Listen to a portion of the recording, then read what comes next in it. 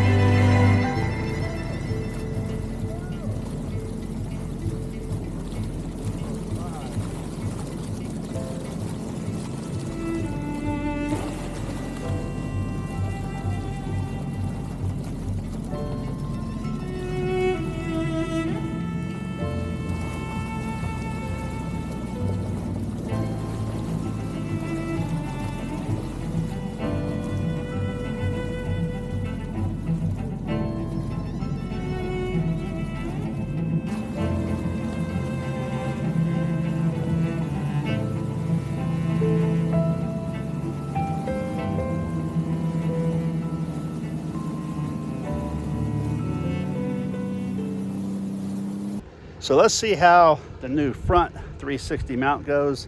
If you're wondering what that green thing is right there, it's a floaty. After my experience last time with hitting the bridge, I want to make sure if this mount does not hold, that I can find that camera again, because this is the second one in a week. So let's go ahead and take off. Let's do some front 360 video. I'm gonna put it down. There's no real reason to have it way up while you're on the front. That does.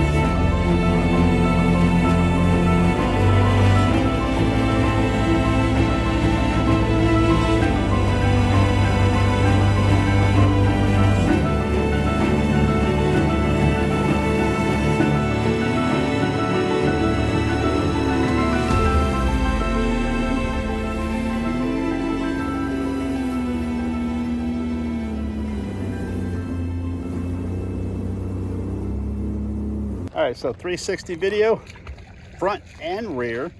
A couple notes on that in a second. But while I'm out here at the sandbars, we like to run the umbrellas out here while we're just sitting. And a couple of people have bought those really big beach umbrellas. Those poles are too big for this mount, although I can make those, but they're special order. This is what we use, guys. I don't know if you can see this, pause it, whatever. But this is what we use. It's a cheap little umbrella, and I'll just stick it down in this hole here. So guys, a couple of notes on this. I do not recommend ever running while you've got the umbrella in. Whether it doesn't matter what mount you've got, I don't recommend it. It's gonna tear that umbrella up. It's probably gonna come off your ski and it could hurt somebody or get lodged in your jet pump and all that. You don't want that. So a couple of little things on the 360 mounts. The back mount here, you saw, you can raise your pole, your selfie stick as high as you want. It does just fine. And I had that upwards of 60 miles an hour. And on the front mount, holds up very, very nice. You can see the video that I'm posting of that. And I tried it a couple of different ways. And I think the best works out as far as minimal vibration and movement on this mount is with your selfie stick all the way down. Now, of course, I've got this. You're probably going to see this in the shots, but I really don't care at this point. After losing one 360 camera and being unsure of everything, I wanted to make sure during test that if this comes off, I'm going to find it. I may leave it on there. I don't know. We'll see how it looks in the shots. But I recommend your selfie stick all the way down when you're using the front mount. When it was up, it worked, but I did see the base vibrating a little bit. So whether that would affect it or not, I don't know, but I think it should be down, and I think the shots are fine. So I am out here and going to actually test my little floaty here and see if this Insta360, which it is recording also, will float. There you go. It bobs and it sinks. So I guess that's not gonna do me much good right there. Glad we did that. So yeah, I'm glad the mounts hold up. So there you have it.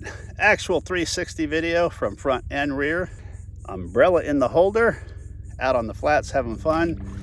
Guys, links will be in the descriptions for all this. Check them out, order. Right now, we have been able to fulfill same day, next day shipping. So choose your color, get it ordered. Don't forget to hit subscribe. See you next time.